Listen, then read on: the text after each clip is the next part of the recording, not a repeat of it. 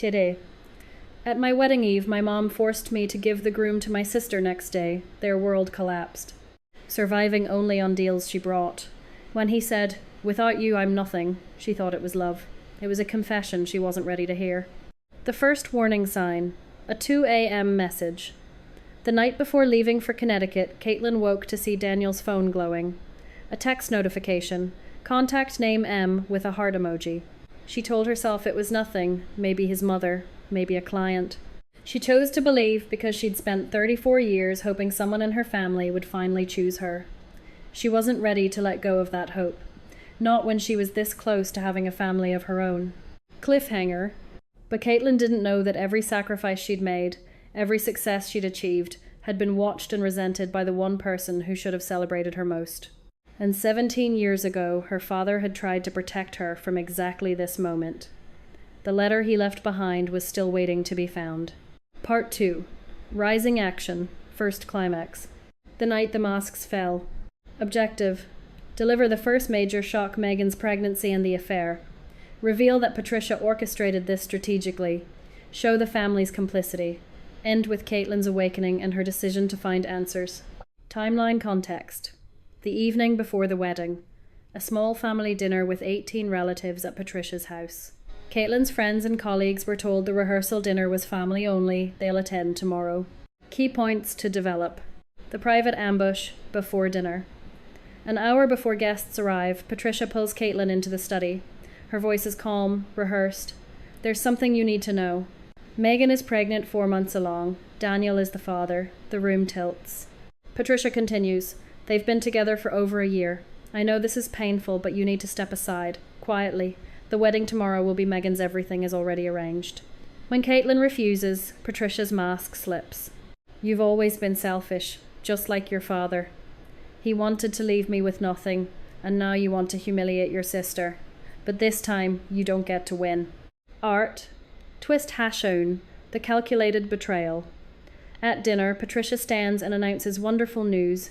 Megan's pregnancy then reveals Daniel as the father, framing it as a blessing the family must embrace. Daniel doesn't meet Caitlin's eyes. He just nods and reaches for Megan's hand. Caitlin does the math. 4 months pregnant, over a year together, he was sleeping with her sister before he even proposed. The engagement ring on her finger suddenly feels like a brand. She realizes. Megan didn't accidentally get pregnant. She timed it perfectly far enough along to be undeniable, close enough to the wedding to force a crisis. This was strategy, not passion. The silent conspiracy Caitlin scans the room. 18 faces, not one willing to meet her eyes. Her uncle studies his wineglass. Her aunt whispers to her cousin. No one defends her. One relative finally speaks. You're strong, Caitlin. You'll find someone else. Another adds. Think about the baby. It needs a father. The message is clear. Sacrifice yourself. Again, like always, that's when Caitlin understands they all knew. They came not to support her, but to witness her surrender. Thumbnail text. The awakening. Caitlin asks the right question. Caitlin doesn't scream. Something shifts behind her eyes, calculation replacing hurt. She looks at Daniel. Tell me one thing. Did my mother promise you I'd keep helping your business, even after this? Daniel's face flickers guilt, quickly hidden. That's her answer. She turns to Patricia. What did Dad really leave behind? Because I don't believe it was nothing but bills. Patricia goes pale. Just for a second, but Caitlin catches it. There's something her mother has been hiding for 17 years. She picks up her purse, walks out without a word, and drives not home, but to a 2-4 hour FedEx. She needs to find Aunt Helen's address. Tonight. Cliffhanger. That night, Caitlin didn't cry. She made phone calls. To her attorney, to her bank, to a P.O. box in Virginia she'd almost forgotten existed. By morning, she would know the truth about what her father left behind, and why her mother had spent 17 years making sure she never found it. Part 3. Climax, main climax. The day the foundation crumbled. Objective. Reveal the full conspiracy, the trust fund, Patricia's interception of trustee letters, and the real reason for 17 years of sabotage. Show Caitlin taking strategic action, withdrawing her financial support from Daniel. Demonstrate that her revenge is simply refusing to keep giving. Timeline context. The wedding day and the following 5 days. Key points to develop. 1. The night before, what Helen revealed. Caitlin reaches Aunt Helen by phone at midnight. What she learns reshapes everything. Her father created a trust fund for Caitlin before his death, held by a bank trustee, to be activated upon her marriage or her 35th birthday, whichever came first. The trustee had been sending annual notices to Caitlin's home address, Patricia's house, for 17 years. Patricia intercepted every single one, more devastating. Helen reveals that Caitlin's father had consulted a divorce attorney 2 months before his fatal heart attack. He knew what Patricia was, Helen says. The trust was his way of protecting you. He just didn't live long enough to explain it himself. Every act of sabotage, the stolen college fund, the criticised boyfriends, the relentless favouritism toward Megan, was designed to keep Caitlin unmarried and unaware until it was too late. Art, the wedding without the original bride, Saturday morning. The wedding proceeds, but with Megan in white, wearing a dress she'd apparently had on standby. Only 18 guests attend. Caitlin's friends and colleagues receive messages that the wedding was postponed due to family emergency. Patricia announces that Caitlin graciously stepped aside for her sister's happiness. Daniel looks relieved. Nobody questions the obvious lie because nobody wants to be the one to speak. By noon, Megan is Mrs. Daniel Whitmore. Caitlin is not there. She's in Boston, sitting across from her attorney. Twist #2. Caitlin's quiet devastation Monday morning. Daniel returns from his honeymoon weekend to chaos. His attorney, Caitlin's law school friend, has formally withdrawn representation, effective immediately. His bank has received notice that Caitlin is initiating the process to remove herself as loan guarantor. He has 45 days to find alternative collateral or face accelerated repayment. 2 of his 3 major clients, both introduced through Caitlin, have called to discuss contract renewals, their tone making clear there will be no renewals. Daniel finally understands. His company was never his. It was a house Caitlin built, and he was just living in it. Now she simply stopped paying the mortgage. The night before my wedding, my mom said, "Give the groom to your sister. He suits her better." Before I could say a word, the groom agreed in front of everyone. They walked away, leaving me alone in humiliation. The next day, I did what nobody expected, and their entire world collapsed. Twist #3. The confrontation. 5 days after the wedding, Caitlin returns to Patricia's house. She's not angry. She's worse. She's calm. She places a folder on the table. Copies of the trust documents, the trustee's returned mail with Patricia's address, and a letter from her father she'd never seen, found in Helen's possession. She reads one line aloud. "For my Caitlin, because I know what she'll face when I'm gone, and I won't let her face it with nothing." She looks at Patricia. 17 years. You stole 17 years of my life trying to keep me from what Dad left me. Not because you needed the money, but because you couldn't stand that he protected me from you. To Daniel, who's there grovelling for help, "I'm not taking anything from you. I'm just no longer giving you what was never yours." To Megan, crying in the corner, "You didn't win. You inherited my burden." She leaves the trust documents on the table. She'll claim what's hers through the proper legal channels. She doesn't need to fight. She just needs to stop sacrificing. Cliffhanger. Caitlin didn't tear them down. She simply stopped holding them up. And gravity, as it always does, took care of the rest. Part 4. Falling action. When sand castles meet the tide. Objective. Show the natural, logical consequences for each antagonist, not dramatic punishment, but the quiet collapse of lives built on borrowed foundations. Reintroduce Aunt Helen as the family Caitlin deserves. Reveal how Caitlin learned the full extent of Patricia's manipulation. Timeline context. 6 to 10 weeks after the wedding. Key points to develop. Daniel's collapse, the hollow man exposed. Within 8 weeks, Daniel's company is in freefall. He finds a new guarantor, his own mother, who mortgages her house but the clients don't return. Without Caitlin's introductions, referrals and quiet endorsements, he's just another developer with a history of losses. He grows bitter, blaming everyone but himself. Megan overhears him on a phone call. "I had everything set up. I was 6 months away from being set for life. One decision and it's gone." He's talking about choosing Megan over Caitlin. He never loved either sister. He loved what Caitlin provided. Without her, he's exactly what he always was. Ambition without foundation. Art, Megan's awakening, the prize that wasn't Megan, is now 6 months pregnant with no real income, a husband drowning in debt, and a mother who can't fix anything. The romantic fantasy dissolves. Daniel is irritable, absent, and openly regretful. During one argument, Megan finally breaks and confesses what she's never admitted. "Mum told me to do it." She said if I gave him a baby, he'd have to stay. She said Caitlin would keep helping anyway because that's what she does. It's not an apology, it's blame shifting. But it confirms everything. Megan sends Caitlin a message. I'm sorry, I need help, please. Caitlin reads it, recognizes desperation wearing the mask of remorse, and doesn't respond. Love doesn't appear when options disappear. Patricia's isolation, the architect trapped in her own ruins. The daughter she favored now resents her. You ruined my life. You said he loved me. The son-in-law she chose despises her. You promised she'd keep helping.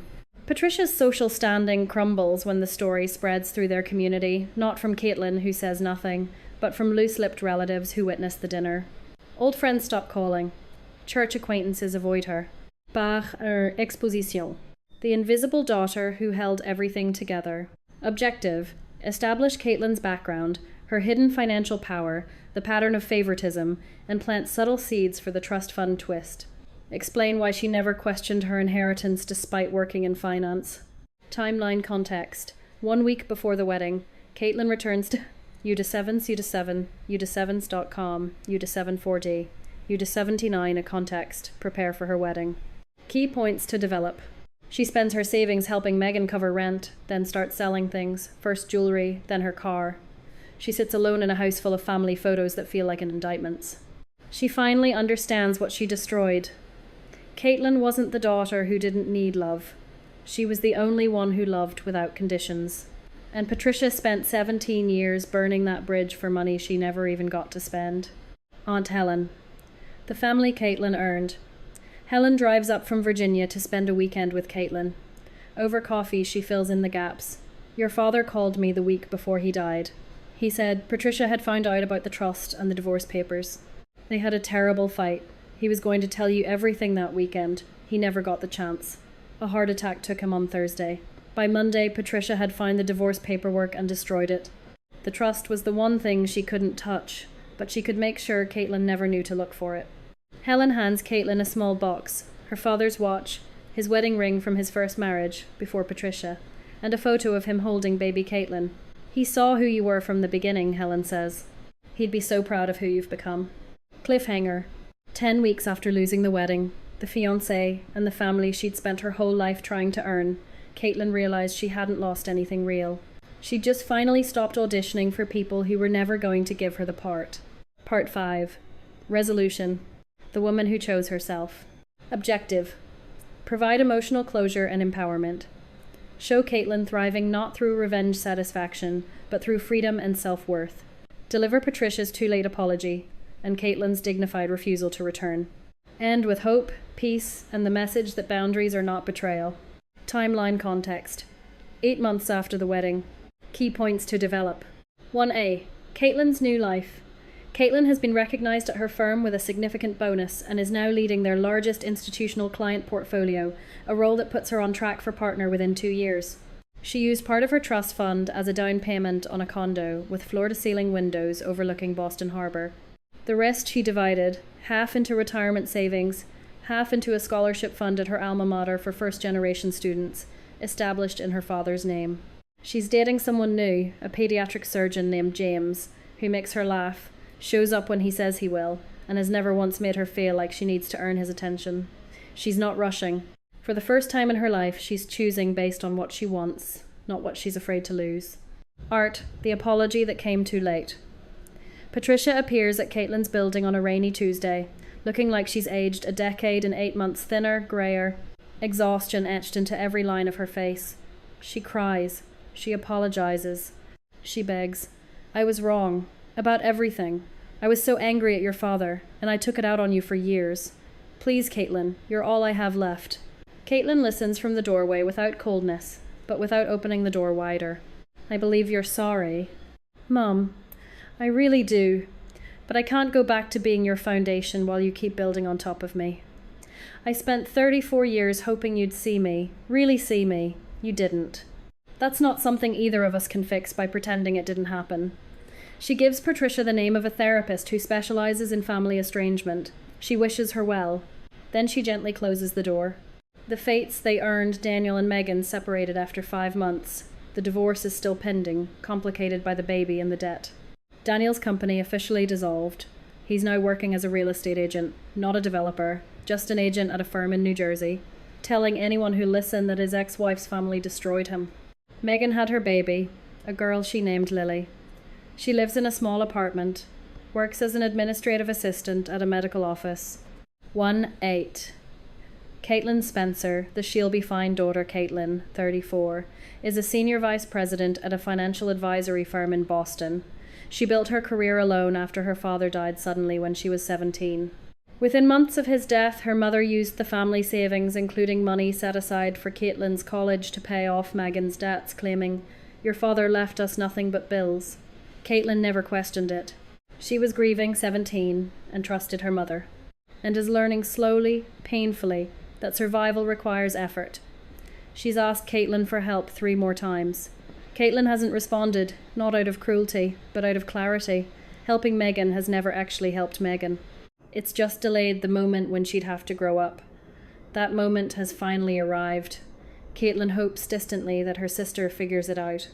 Thanksgiving with the right people, Caitlin spends the holiday with Aunt Helen, 2 cousins from her father's side she's been getting to know, and James. The table is small, the food is simple.